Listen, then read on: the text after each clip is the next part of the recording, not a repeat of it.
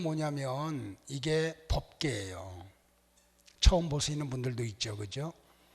우리가 찬양을 할 때 날 만나라 찬양 우리 최근에 좀 자주 했죠, 그죠? 조금 이따 이 찬양을 할 거예요. 근데 구름 날개 사이에서 날 만나라 할 때 이게 바로 이 양쪽에 있는 게 그룹이에요. 자세히 이제 보고 그러면 일단 설교 중에 언급이 될 텐데 이 성막 안에 성소와 지성소로 나누어지죠. 지성소 안에 법궤가 있어요. 이 법궤 속에 세 가지 있죠. 오늘 이제 그거 배울 거예요. 그러니까 십계명을 기록한 두 돌판, 그 다음에 가운데 있는 아론의 쌍난 지팡이, 그리고 항아리가 하나 있어요. 금항아리예요. 뭘 담았어요? 만나를 담은 금항아리. 그러면 이 그 그룹 있잖아요. 위에 그룹 밑에 있는 판이 속죄소예요. 속죄판이라고도 그래요. 그러면 이 지성소에는 1년에 한 번 대제사장밖에 못 들어가요. 언제 들어가요? 이스라엘 역에 7월 10일 날 들어가요. 그 날을 대속죄일이라고 이야기하죠. 뭘 가지고 가요? 양의 피를 가지고 가요. 그러니까 여기는 1년에 한 번 대제사장밖에 못 들어가요. 뭐 때문에 들어가요? 1년 동안 지은 이스라엘 백성들의 죄의 사함을 받으러 들어가는 거예요. 그래서 들어갈 때 제사장의 옷을 여러분들 이제 그 출애굽기 20장 이하의 그 내용에서 이렇게 보면은 밑에 이렇게 방울이 달려 있어요. 그리고 들어갈 때는 발에다가 끈을 묶고 들어가요. 왜냐하면 이 어린 양의 피가 하나님 보시기에 합당하지 않으면 대제사장을 이 지성소에서 죽여버려요, 하나님이요. 굉장히 여러분들 이 죄사함 받는 게 얼마나 감격적인 걸 우리가 알아야 돼요. 만약에 대제사장이 흠이 있거나 짐승의 흠이 있으면 하나님이 피를 받지 않아요. 죄를 용서하지 않아요. 그리고 대제사장이 죽어요. 근데 여기는 아무도 못 들어가잖아요. 그래서 어떻게 하냐면 끈을 잡아당겨서 제사장의 시신을 정리를 해요. 자, 우리가 이 하나님을 만나는, 근데 이제 예수님이 십자가에서 이렇게 못 박혀 돌아가실 때 죄의 값을 완전하게 지불을 해 주시죠. 그때 성소와 지성소를 가로막고 있는 휘장이 위에서부터 아래로 찢어져요. 그래서 우리 신약의 성도들은 이 지성소에 우리가 자유롭게 지금 들어와 있는 거예요. 바로 여기서 우리가 하나님 만나는 거예요. 자, 찬양 같이 하겠습니다. 이 그림 회상하면서요. 가사 띄워주세요. 이제는 이 이미지를 머리에다 두고요. 하나님이 1년 동안 지었던 이스라엘 백성들의 죄를 사해주는 만남이 바로 이 장소예요.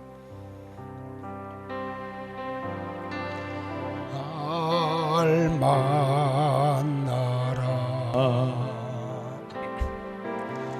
날 만나라 구름 날개 사이에서 날 만나라 날 만나라 날 만나라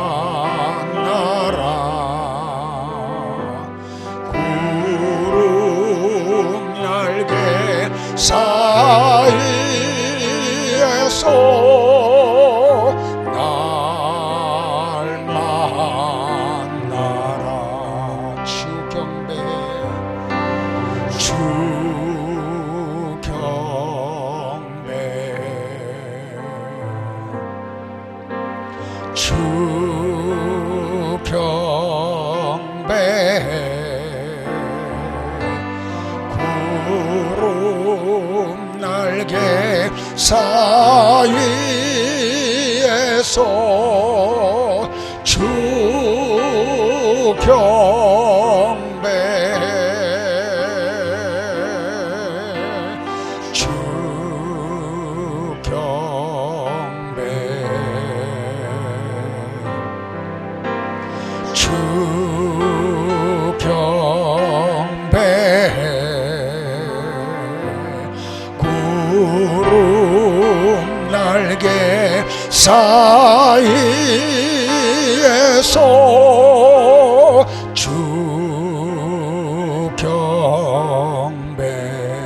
주 만나리 주 만나리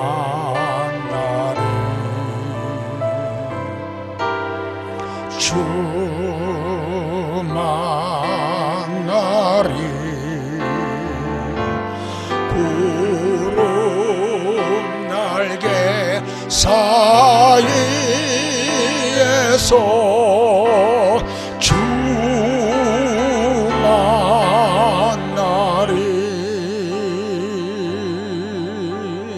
주 만나리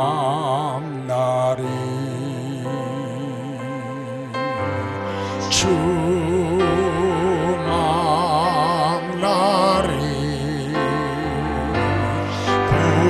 구름 날개 사이에서 주 만나리.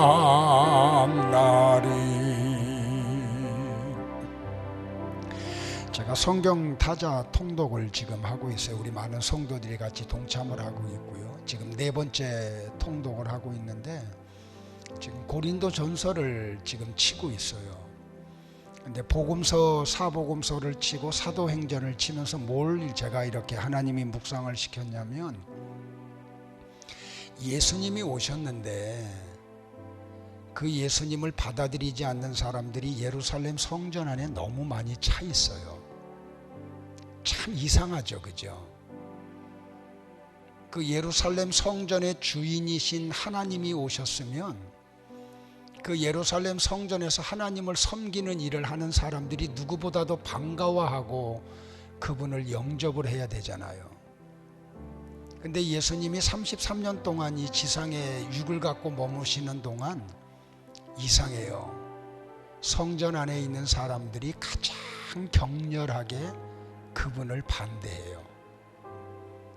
사도행전을 가니까 사도들을 반대했던 사람들이 바로 또 그 사람들이에요.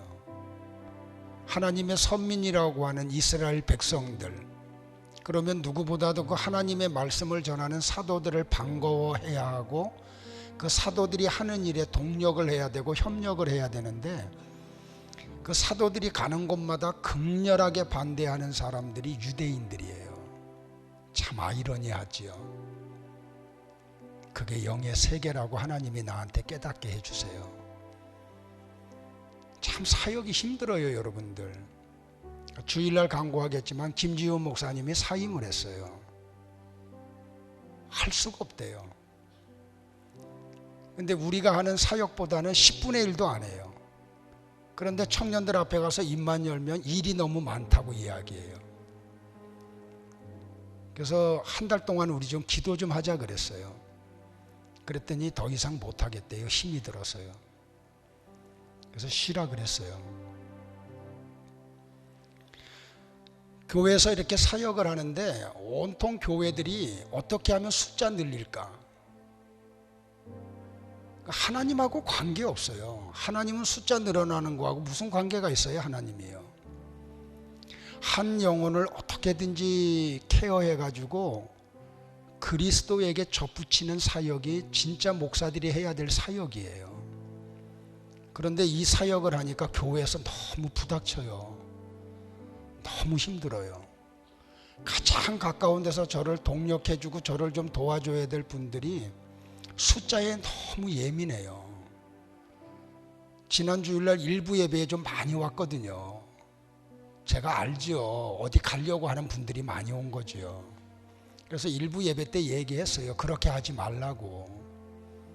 근데 예배 끝나니까 다 가더라고요. 그러니까 2부가 조금 드문드문 좀 자리가 비었죠. 1부에 많이 오니까. 그러니까 막 불안한 거예요. 목사님 대책 세워라. 2주 동안 아무도 등록도 안 하고 자리는 이렇게 막 빈다. 저를 협박하는 거예요. 정말 힘들었어요. 하나님 앞에 제가 기도해 보니까 하나님이 원하는 건 숫자 늘리는 거 아니에요. 숫자 늘리려고 하면 여러분들 듣기 좋은 설교하면 되죠. 예배 시간 그렇게 길게 할 필요 없죠. 그냥 딱 설교 25분만 하면 심플한 목사 되죠. 그래서 1시간이면 예배 딱 끝나면 얼마나 좋아요, 그죠? 그러면 숫자 늘어나겠죠. 근데 숫자 늘어나서 뭐 하려고요? 저는 그렇게 목회하고 싶지 않아요. 제가 남아있는 시간 동안 하나님이 기뻐하는 설교자로 서고 싶어요. 여러분들이 듣기 싫어해도 끝까지 이 설교 할 거예요. 그러다 저 은퇴할래요. 이 복음을 받아들이면 천국 갈 거고요. 교회 안에서 이 복음 거절하면 죄송해요, 지옥 가요. 근데 저는 이 설교 전해야 되겠어요. 그래서 이거 사모하는 사람들 하나님이 보내면 또 케어하고요. 숫자가 얼마가 됐든지, 심지어는 교회가 텅텅 비어서 10명이 남아도 저는 이 설교 할래요. 여러분들 같이 이 길 걷자고요. 이게 맞잖아요. 온통 교회 안에서 가짜 복만 선포하고 가짜 복만 추구하다가 멸망당하면 안 되잖아요.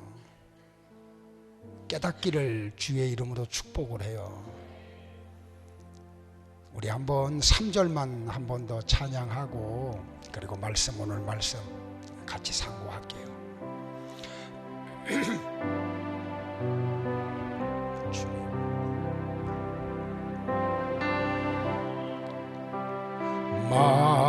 만나리 주 만나리 구름 날개 사이에서 주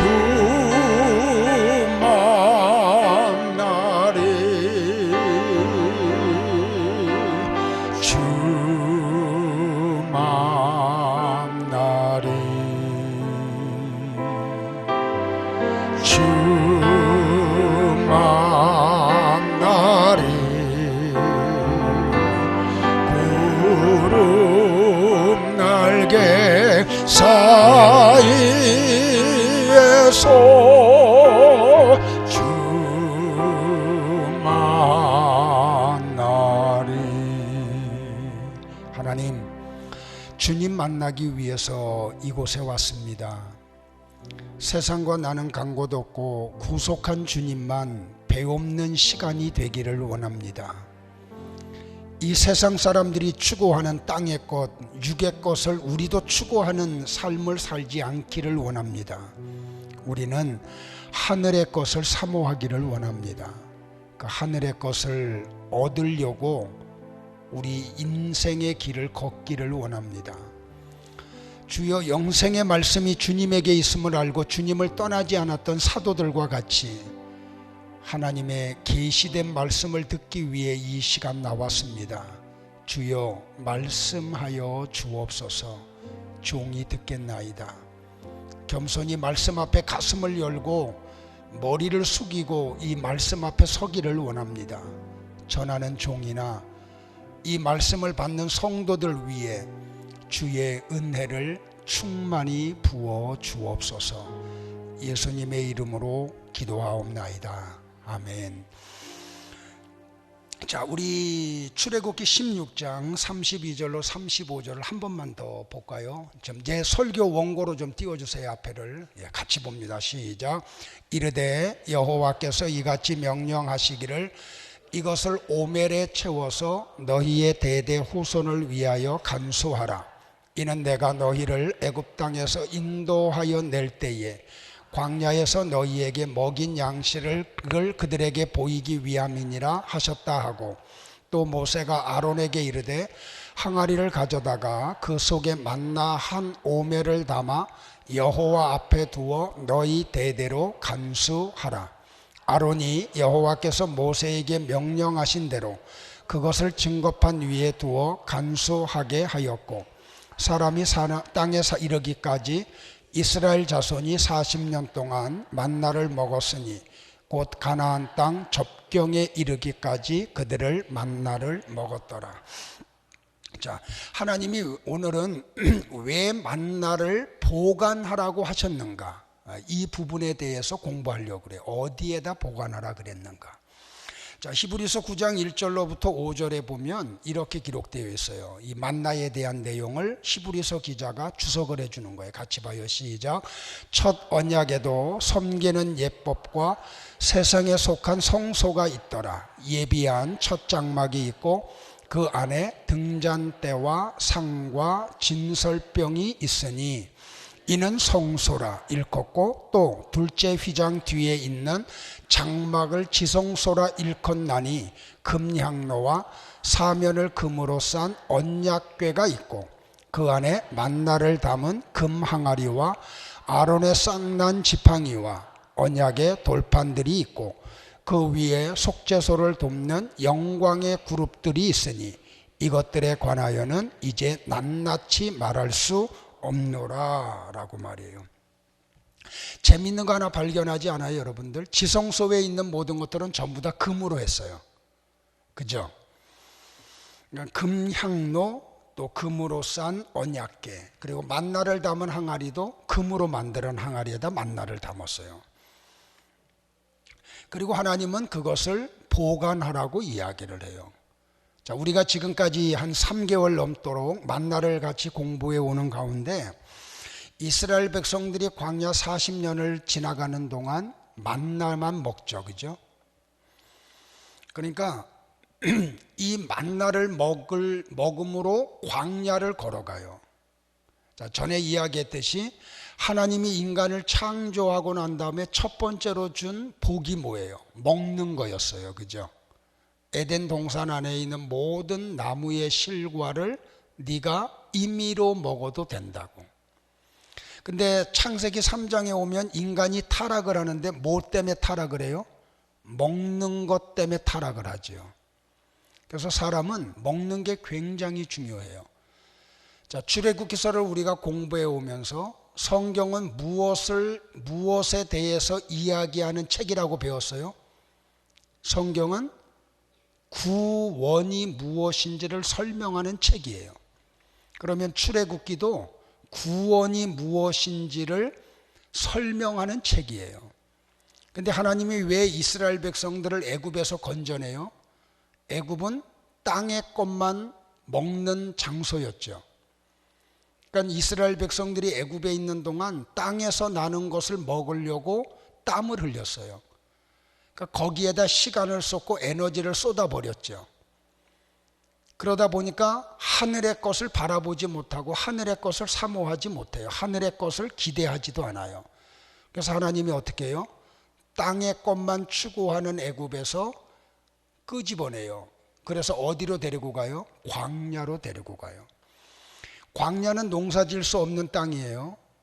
인간의 수고를 통해서 곡식이 수확되는 공간이 아니에요. 그러니까 광야는 철저하게 하나님을 의존하지 않고는 살 수 없는 곳이에요. 나와 여러분이 교회 생활을 이 지상에서 구원받고 교회 생활을 하는 동안에는 하나님의 도움이 없이는 신앙생활 할 수가 없어요. 그거 우리가 알아야 돼요. 이 목회라는 게 인간의 지식이나 힘으로 할 수 있는 게 아니에요. 하나님이 공급하는 은혜로만이 목회를 할 수가 있어요. 그래서 인간이 땅을 일구고 곡식을 심고 거두는 일을 다 못하게 하지요. 할 수 없는 땅이죠. 하나님이 다 주시죠. 왜 그랬다 그랬어요? 하나님하고 시간을 좀 많이 보내기 위해서.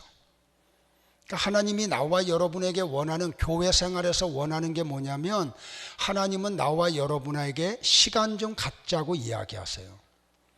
너를 위한 시간을 좀 줄이고 나하고의 시간을 좀 늘리자라고 이야기해요. 그러니까 사람 만나는 거 좀 줄여야 되겠죠. 드라마 보는 거 끊어야 되겠죠. 쓸데없는 데 다니는 걸 자제해야 되겠죠. 그리고 어떻게 해야 돼요? 그 시간을 하나님을 만나는 시간으로 우리가 바꾸어야 돼요. 그게 뭐예요? 그게 교회 생활이에요. 그게 신앙 생활이에요. 그래서 여러분이 하루 동안 하나님하고의 보내는 시간이 얼만큼 되는가, 그걸 여러분들 스스로 점검하고 그 시간들이 늘어나기를 바라요. 그 시간이 늘어나면 그분은 광야 생활을 하는 거죠. 근데 만약에 여러분들이 친구들 만나러 다니느냐고 하루에 8시간을 사용해요. 만나러 가고 만나고 이야기하고 음식 먹고 커피 마시면서 영화관 가고 뭐 산책을 하고, 그러면은 그 시간만큼 하나님하고의 나눔의 시간이 줄어드는 거잖아요. 그 시간이 줄어들기를 바라요. 자, 이제 먹는 게 이렇게 중요해요. 하나님은 그 만나를 이 항아리에 담아가지고 지성소에 있는 법궤 속에다가 보관을 하라고 이야기를 해요. 어떤 물건을 보관할 때는 훗날의 어떤 목적이나 교훈을 위해서 보관을 하죠. 하나님도 그런 의도를 가지고 그렇게 해요.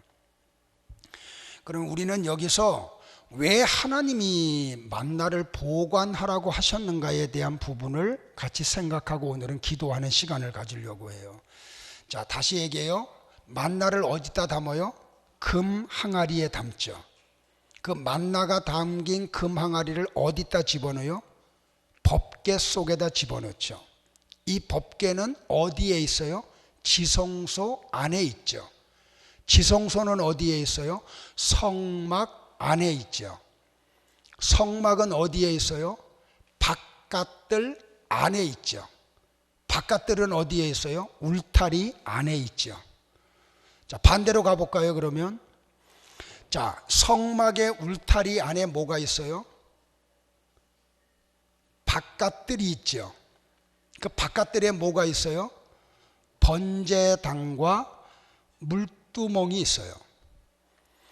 그 바깥들 안에 뭐가 있어요? 성막이 있어요. 그 성막 안에 뭐가 있어요? 성소가 있죠. 성소에 뭐가 있어요? 촛대와 떡상과 떡이 있죠. 그 성막 안에 뭐가 있어요? 지성소가 있어요.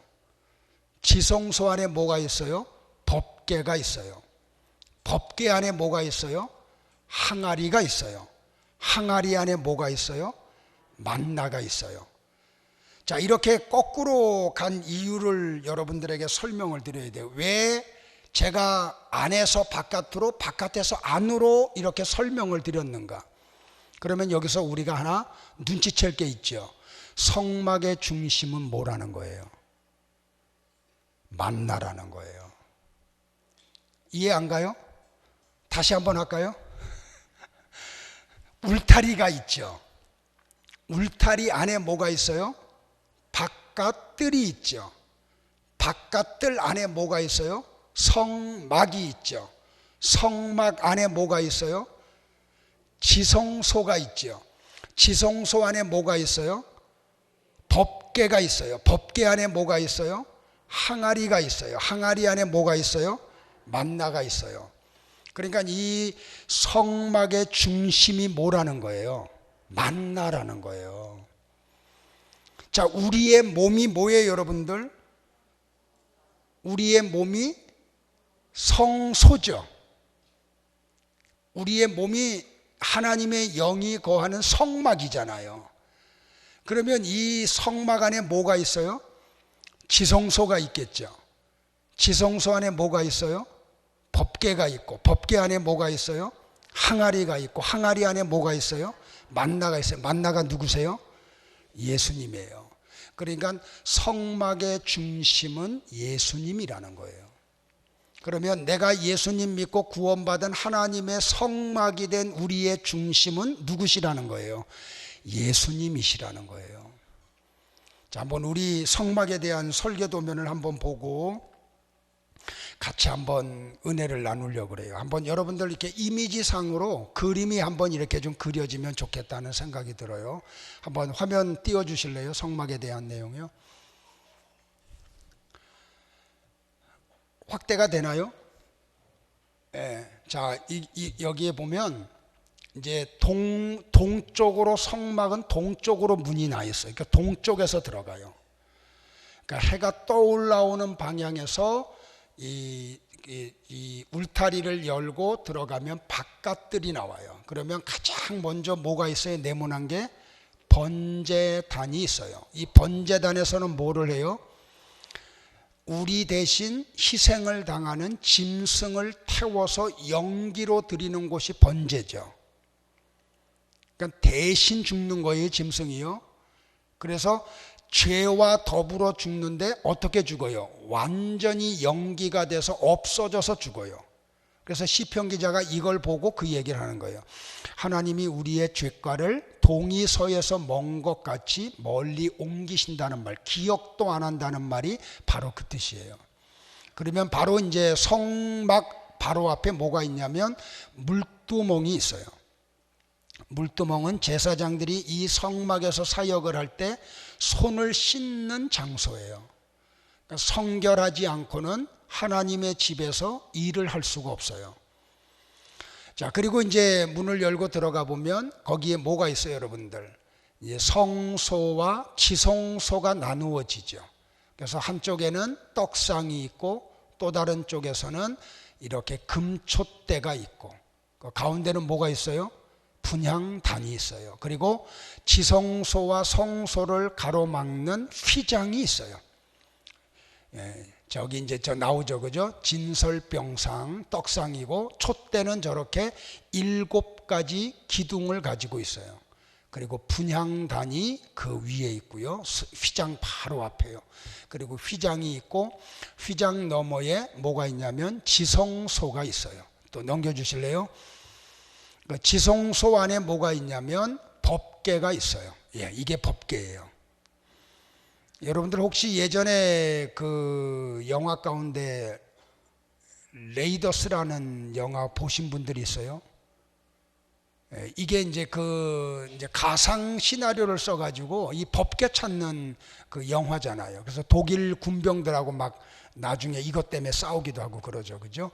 저 위에 있는 그 밑에 이제 그 법궤 속에 항아리 그리고 십계명을 기록한 2돌판 그리고 아론의 쌍난 지팡이 그리고 이 법궤는 반드시 제사장들이 어깨에 짊어매고 옮겨야 되죠. 그래서 이렇게 앞뒤로 이렇게 봉이 이렇게 나오도록 설계가 되어 있고요. 저 위에 있는 그 판이 속죄판이에요. 그리고 두 날개가 그룹이에요. 이렇게 되어 있어요. 자, 또 한번 넘겨줄래요? 예, 이제 십계명을 기록한 2돌판이고 아론의 쌍난 지팡이고 만나 모양의 금항아리에 담겨져 있는 거고요. 예, 또요. 예, 아까 보았던 장면이고요. 자, 여기서 이제 우리가 하나 같이 공부해야 될 거는 왜 지성소에 있는 성물들은 전부 다 금으로 쌓느냐는 거죠. 굉장히 의미가 있죠, 그죠? 금의 2가지 특징이 있는데 하나는 뭐냐면 변하지 않는다는 거예요. 금은 색깔의 변화가 없어요. 그러니까 뭐 어디에 얼마 동안 머물렀든지 금은 변하지 않아요. 심지어는 사람 몸속에 들어가 있는 금도 색깔이 변하지 않아요. 마찬가지로 나와 여러분이 하나님 앞에서 2가지가 변하면 안 돼요. 하나는 뭐가 변하지 말아야 되냐면 마음이 변하면 안 돼요. 하나님을 향한 마음이 변하면 망하는 거죠, 그죠? 그래서 우리가 한번 예수 믿고 천국 갈 때까지 우리의 하나님을 향한 마음이 흐트러지지 않기를 바라요. 어떤 환경 때문에, 어떤 내 안에서의 어떤 내부적인 일 때문에, 어떤 하나님을 향한 마음이 변화되면 안됨을 우리에게 이야기를 해요. 또 하나 변치 말아야 될 게 뭐냐면 신앙이 변하면 안 되는 거죠. 믿음이 변하면 안 돼요. 그러니까 믿음은 금과 같아야 돼요. 그래서 변질되면 안 돼요. 그러니까 우리가 이 믿음 속에 들어가는 게 얼마나 어려운지 몰라요. 실제적으로 제가 우리 이번에 그 회복 수양회를 하면서 우리 지체들한테 마지막 시간에 그 이야기를 하나 했어요. 또 한 번 얘기했는데 요한복음 8장에 가면 31절에 요한복음에 이렇게 기록이 되어 있어요. 예수님을 믿은 유대인들에게 예수님이 말씀하여 가라사대라고 나와요. 근데 여러분들이 그 요한복음 8장을 이렇게 쭉 읽어 나가다 보면은 마지막에 그 예수님을 믿은 유대인들에게 뭐라 그러냐면 너희들은 마귀 새끼래요. 그러니까 오늘 나와 여러분들이 그러니까 내 관점에서의 믿음을 가지고 믿음이 있다고 얘기하면 큰일 나는 거예요. 그러니까 하나님이 내 믿음을 인정해 주느냐가 굉장히 중요한 거예요. 그러니까 이 세계 속에 들어가고 나면은 나는 사라지죠, 그죠? 우리가 하나님이 인정하는 믿음의 세계로 들어가면 나는 없어져요. 그래서 우리가 하나님 앞에서 뭐만 있냐면 예밖에 없어요. 아니오가 없어요. 자기 얘기가 안 나와요. 그래서 나와 여러분의 믿음이 변치 않는 정금과 같은 믿음의 사람들이 되기를 축복을 해요. 이제 우리는 지금 평화의 시대를 살잖아요, 그죠? 근데 외부에서 박해가 와요. 믿을 거냐 아니면 어떤 생명을 보존할 거냐. 그러니까 교회사 2000년 교회사를 이렇게 좀 책을 통해서 연구를 해보면 평화의 시대에는 교회가 참 숫자가 늘어나요. 그런데 외부에서 박해가 탁 들어오면 너무나 많은 사람들이 믿음을 떠나요. 그러니까 우리가 내 관점에서의 믿음을 지금 가지고 자랑을 하면 안 되고 하나님의 관점에서 내 믿음이 하나님이 인정하는 믿음인가 이걸 점검하는 나와 여러분이 되기를 축복을 해요. 히브리서 기자가 히브리서 3장 14절에서 우리에게 이렇게 권면을 해요. 같이 한번 볼까요? 시작. 우리가 시작할 때에 확신한 것을 끝까지 견고히 잡고 있으면 그리스도와 함께 참여한 자가 되리라. 제가 사도행전을 이렇게 묵상을 하면서 뭘 느꼈냐면 사도들과 바울이 뭐 잘못한 게 하나도 없잖아요, 그죠? 그들을 위해서 십자가의 복음을 전했잖아요. 그런데 너무나 많은 박해가 와요. 그러니까 가만히 이렇게 놓고 보면은 자기들을 위해서 하나님이 바울을 보냈고 바울이 자기들에게 정말 좋은 복음을 전했는데도 불구하고 그 복음을 거절하는 것으로 끝나는 게 아니라 그 복음의 대적자들이 돼서 바울을 죽이려고 그래요. 이게 참 아이러니해요. 영적인 세계예요. 여러분들이 믿지 않는 사람에게 이 복음을 들고 갔을 때 사회적인 어떤 지위나 그런 걸로 볼 때 여러분들이 그분한테 그런 대접을 받을 이유가 없잖아요. 예전에 우리 교회에서 이제 전도 특공대를 만들어가지고 전도를 하러 이렇게 갔는데 저 금천 쪽으로요. 근데 어떤 집사님이 모르고 이 점집에 가서 이렇게 전도를 했나 봐요. 그래서 전도지를 주고 전도를 하니까 뭐가 날라오면 소금이 막 날라오더래요. 막 상소리가 나오고요. 우리 집사님이 그분한테 그런 대접받을 그런 사회적인 지위가 아니잖아요. 그럼에도 불구하고 참 놀라운 게 뭐냐면 복음 안에서는 복음을 들고 있는 사람들이 약자가 돼요. 그래서 그 던지는 그 험악한 말이나 그 박해를 다 받아요. 제가 그 바울의 길을 이렇게 쭉 추적해 가면서 뭘 느꼈냐면 야, 이게 내가 걸어가야 하는 길이구나. 여러분이 걸어가야 할 길이 바로 그 길인 거예요.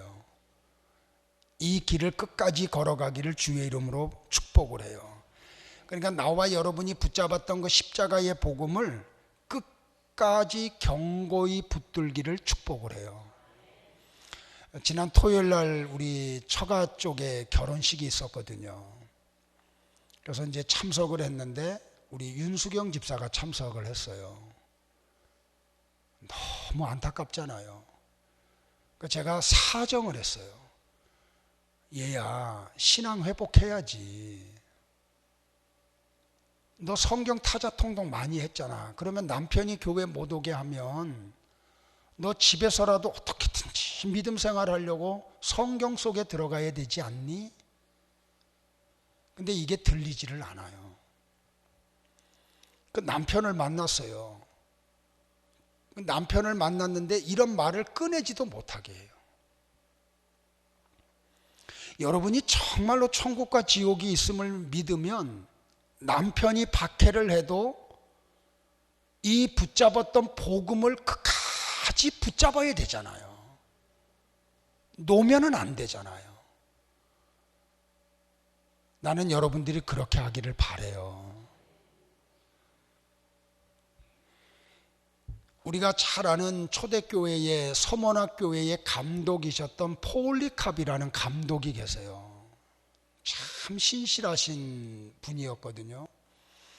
근데 이제 로마가 지배할 때였으니까 이분이 연세가 83인가 6인가 그래요. 근데 붙잡혔어요. 근데 이제 이 폴리캅이 고령인 걸 이제 생각을 해가지고 회유를 해요. 당신 나이도 많지 않느냐. 그러니까 그냥 입으로만 한번 얘기해라. 그러면 살려줄게. 근데 이런 제안을 받았던 폴리캅의 답변이 뭐냐면 이렇게 얘기해. 내가 86세인데 주님이 86년 동안 나를 한 번도 모른다고 하신 적이 없다. 근데 내가 어떻게 나를 구원하신 왕이신 예수님을 모른다고 부인할 수가 있느냐. 그래가지고 불 속에다가 이렇게 던졌대요.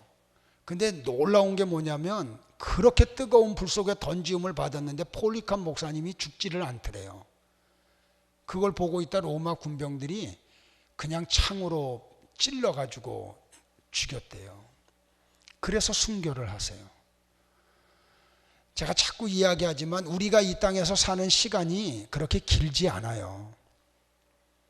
타협하지 마세요. 절대로 미혹당하지 마시고요. 넘어지지 마시고요. 금이 변하지 않듯이 하나님을 향한 여러분의 마음이 변화되지 않고 하나님을 향한 여러분의 믿음이 변화되지 않기를 바라요. 왜요? 그 마지막에 영생이 기다리고 있잖아요. 그거 붙들기를 주의 이름으로 축복을 해요. 자, 이렇게 나와 여러분의 중심이 뭐냐는 거죠. 예수 그리스도가 가장 깊은 곳에 계셔야 돼요. 내 마음의 가장 중심에 예수님이 계셔야 돼요. 그래서 그 주님과 더불어 나와 여러분이 같이 이렇게 동행하는 그 은혜 있기를 바라요. 자, 고린도전서 6장 19절 한번 보죠, 같이요. 자, 같이 봅니다. 시작. 너희 몸은 너희가 하나님께로부터 받은 바 너희 가운데 계신 성령의 전인 줄을 알지 못하느냐. 너희는 너희 자신의 것이 아니라. 우리가 예수님 믿고 구원받으면 하나님의 영이신 성령님이 우리 안에 거하시죠. 그죠? 그래서 우리가 성전이 되는 거예요. 그러면 이 성전 안에 가장 깊은 곳, 가장 중요한 곳에 변치 않는 믿음과 마음을 가지고 누구를 모시고 있어야 돼요? 예수님을 모시고 있어야 돼요. 그래서 여러분들이 예수님과의 그 깊은 교제가 이루어지기를 축복을 해요. 그러니까 여기서 뭐가 나와야 돼요? 예수님이 나와야 돼요. 그러니까 이스라엘 백성들이 광야에서 만나를 먹고 소화시키고 흡수를 해서 만나가 그들의 몸이 됐죠. 마찬가지로 우리가 이 지상교회 생활을 하면서 먹어야 될 게 뭐냐면 만나이신 그리스도 말씀을 먹어야 돼요. 다른 게 우리의 양식이 되면 안 돼요. 그러니까 엉뚱한 거 찾아다니면 안 되는 거죠. 하나님의 말씀을 먹으려고 하기를 축복을 해요. 그러면 어떻게 해야 돼요? 두 번째는 그거를 소화시켜야 돼요. 하나님의 말씀이 소화가 되지 않는 분들이 있거든요. 소화가 되지 않는데 너무 엉뚱한 것을 많이 먹으려고 하면 안 돼요.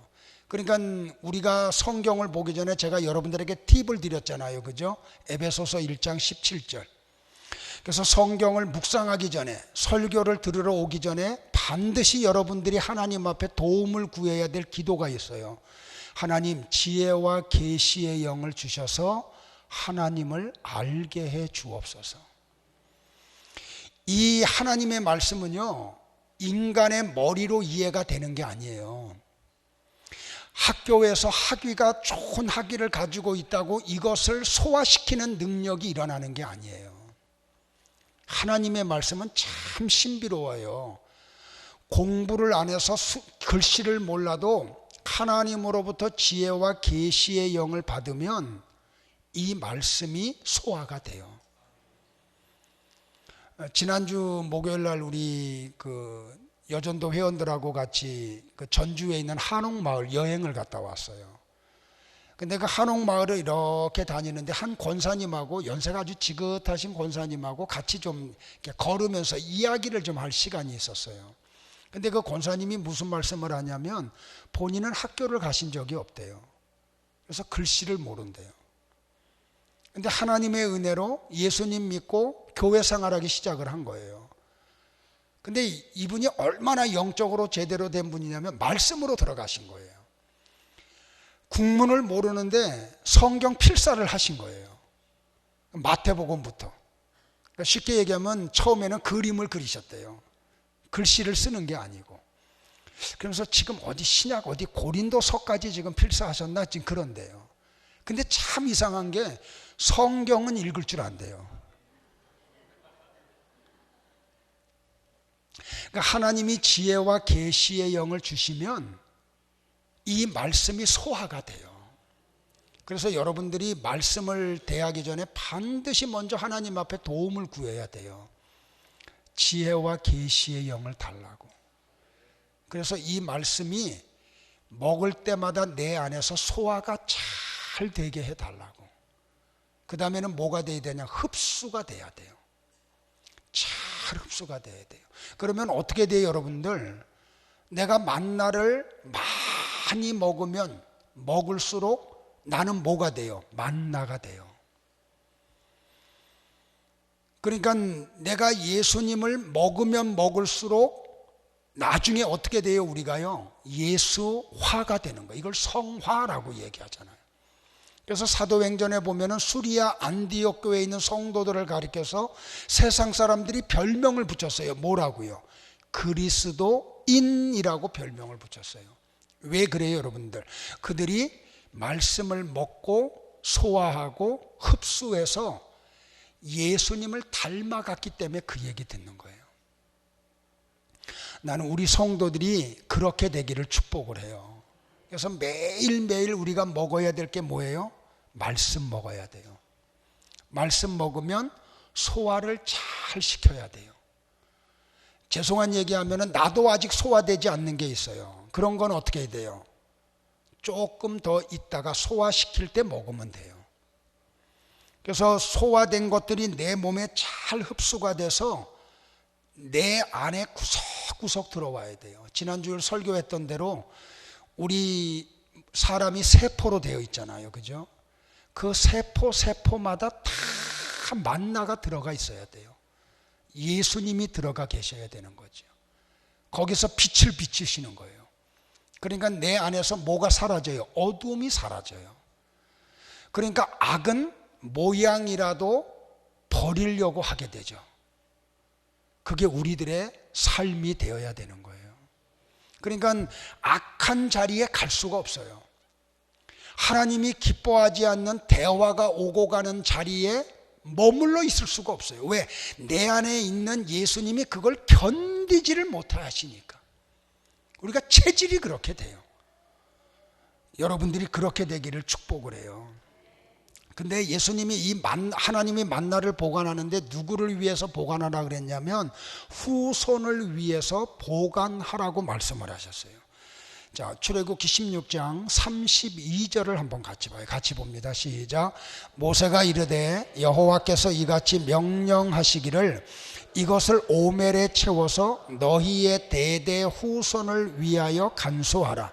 이는 내가 너희를 애굽 땅에서 인도하여 낼 때에 광야에서 너희에게 먹인 양식을 그들에게 보이기 위함이니라 하셨다 하고 라고 이야기해요. 여러분들 굉장히 중요한 게 뭐냐면 후손을 위해서 보관하라는 거예요.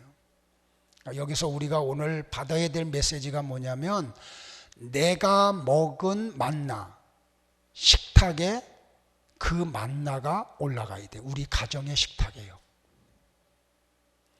그러니까 남편도 그 만나를 먹어야 되고 주식이 만나가 돼야 돼요. 아이들도 주식이 만나가 되어야 돼요. 그러니까 다른 걸 먹으면 안 되는 거죠. 그래서 온 가정 식구들이 그 예수님 중심하는 삶을 살도록 해야 되는 거예요. 용서하세요. 설교 시간에 강아지 얘기해서 죄송한데 지금 강아지 한 마리 키우고 있거든요. 근데 참 정말 재밌는 걸 많이 배워요. 강아지 키우면서 이 우리의 삶과 신앙 세계에 대한 교훈을 많이 받아요. 하나는 뭐냐면 이런 얘기야. 나쁜 강아지는 절대로 없대요. 주인이 강아지를 몰라서 나쁜 강아지를 만든 거래요. 하나만 예를 들면은 강아지가 이렇게 막 놀겠다고 이 입을 벌려가지고 이제 이빨이 새로 나니까 간지러우니까 막 손을 물고 바지를 물어요. 그럼 우리는 저는 좋아가지고 막 장난쳤거든요. 손을 넣다가도 아파 하면 이제 살짝 안 물기도 하고요. 또 지게 성질 나면 또 세게도 물기도 하고요. 그럼 깔깔깔깔 웃으면은 그 훈련하는 그분이 와서 나한테 얘기하더라고요. 내가 좋아하는 것으로 알고 주인이 좋아하니까 계속 하는 거래요. 그렇게 하면 안 된대요. 물으면 이렇게 밀치버리래요. 그리고 계속 달려들어서 물으면 주둥이를 잡으래요. 그러니까 잡고 있으면 몸을 뒤로 뺀대요. 그때 놔주래요. 요걸 몇 번 하면 그 다음부터는 주인이 이거는 싫어하는 거구나 하고 그걸 안 한대요. 몰랐잖아요. 근데 재밌는 게 굉장히 많아요. 이 강아지를 정말 사랑하는 사람들은 강아지한테 사료만 준대요. 요새 훈련을 시키거든요. 선생님이 오셔가지고. 근데 훈련을 시키는데 손을 이렇게 해가지고 앉아 하니까 앉아요. 이제 2달 조금 넘은 놈이. 그리고 손가락 하나를 먹을 걸 앞에다 놓고 하나를 이렇게 하고 기다려 그러면 안 먹어요. 그리고 던져주면 그때 받아 먹어요. 근데 재밌는 게 뭐냐면 아무거나 먹이면 강아지가 병든대요. 근데 자기 집에 강아지가 있는데 그 엄마가 나한테 와서 하는 말이 애가 이쁘다고 그냥 사람이 먹는 걸 좀 줬대요.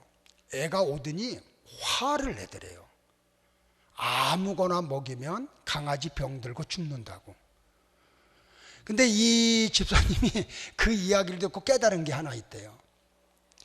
하나님이 세운 우리 교회의 목사님을 통해서 주시는 말씀만 먹으면 되는데 자꾸 다른 거 먹으러 다닌다는 거예요. 그래서 몸이 망가진대요. 병들고. 여러분들 다른 데 다니지 않기를 바래요. 정말 많은 거 배워요. 자, 마찬가지로 이걸 우리 5월 달이 다음 달에 5월 달이기 때문에 가정의 달이기 때문에 가정에 대한 설교를 많이 할 거예요. 재밌는 얘기가 뭐냐면 나쁜 아이가 없다는 거예요. 지식이 없는 부모가 있는 거죠. 그래서 잘못 가르친 거예요. 바르게 가르치지를 못해서 아이들이 잘못되는 거죠. 제가 어제 새가족 신방을 가서 그런 이야기를 했어요. 우리 가정보다 더한 가정을 만났어요. 근데 그걸 막 자랑같이 이야기를 하더라고요. 우리는 막 가슴앓이를 하고 있는데 우리는 초등학교 6학년 때 애들 이렇게 외국에 띄어넣어서 보냈는데, 그러니까 사춘기를 얘네들이 다른 나라에서 다른 부모 밑에서 보냈어요. 그게 얼마나 아이들한테 안 좋은 건지를 몰라가지고 그냥 선진국 그 교육을 배우게 한다고 무식해서 그랬죠. 여러분들 사춘기 때 부모님들이 아이들하고 같이 보내야 돼요. 그때 어머니의 사랑, 아버지의 사랑이 아이들한테 가야 되는 거지요. 근데 그걸 막 자랑같이 얘기해서 초등학교 3학년 때 중국 가서 3년 중국어 익히고, 또 중학교는 인도에 가서 영국인 학교에서 또 미들스쿨 나오고 막 얘기를 하는 거예요. 제가 무슨 얘기를 했냐면 이런 이야기를 했어요. 사무엘 선지자 이야기를 했어요. 사무엘 선지자가 어머니 한나의 기도로 잉태가 되고 해산을 하잖아요. 근데 성경에 보면 어떻게 돼요, 여러분들? 사무엘상 1장과 2장에 가보면 젖을 떼자마자 엘리 선지자가 사역을 하는 그 성소에 뛰어나요. 그러니까 사무엘 선지자와 같은 위대한 선지자가 없잖아요. 그는 마지막 사사고 선지자고 제사장이고 어떻게 보면 왕 같은 사역을 이스라엘에서 했잖아요. 근데 여러분들 어떻게 돼요? 사무엘이 나이를 많이 먹고 이제 사역을 내려놔야 될 때가 되니까 이스라엘 백성들이 와가지고 사무엘에게 요구해요. 우리에게 왕 달라고. 그러면서 무슨 얘기예요? 당신의 아들들을 우리가 믿을 수가 없다고. 사무엘과 같이 훌륭한 사역자가 어디 있어요? 그런데 이 사무엘은 영적으로는 굉장히 훌륭한 사역을 했지만 가정생활을 몰라요. 너무 일찍 어머니를 부모를 떨어져서. 그래서 부모의 사랑을 어떻게 받고 살아야 되는지, 부모가 되면 자녀에게 어떤 사랑을 줘야 되는지를 알지를 못해요. 그러니까 그가 하나님 앞에서는 굉장한 사역을 아름답게 했지만 가정사역은 잘못했다는 거죠. 오늘 여러분들 이거 꼭 기억하고요. 여러분의 자녀들에게 신앙교육 잘 시키기를 바라요. 우리가 그런 얘기 하잖아요. 자녀는 부모의 거울이라고요. 그러니까 내가 믿음이 굉장히 좋은 것 같은데 자녀들의 모습 속에서 신앙이 없다고 하면 그게 바로 내 모습임을 우리가 알아야 돼요. 그래서 하나님이 만나를 담으는데 왜 보관하라 그랬냐면 너희 후손들을 위해서 보관하라고. 이게 뭐예요? 너희들의 삶의 중심에 만나이신 그리스도가 놓여야 됨을 이야기하는 거지요. 내 안에 그리스도가 가장 중요한 자리에 계시듯이 우리 자녀들의 삶의 가장 중심에 예수님이 계셔야 되는 거예요. 여러분의 가정의 중심에 주님이 계시기를 축복을 합니다. 그래서 만나를 변치 않는 금 항아리에, 그것도 금으로 쓰인 법궤 안에 그렇게 보관하라고 주님이 말씀하신 거예요. 그래서 나와 여러분이 언제나 이 지상에 사는 동안 예수님을 중심에 모시고 사는, 그래서 그 주님의 지시를 받고 사는 나와 여러분이 되기를 주님의 이름으로 축복을 합니다. 우리 찬양하고 기도하는 시간 갖겠습니다.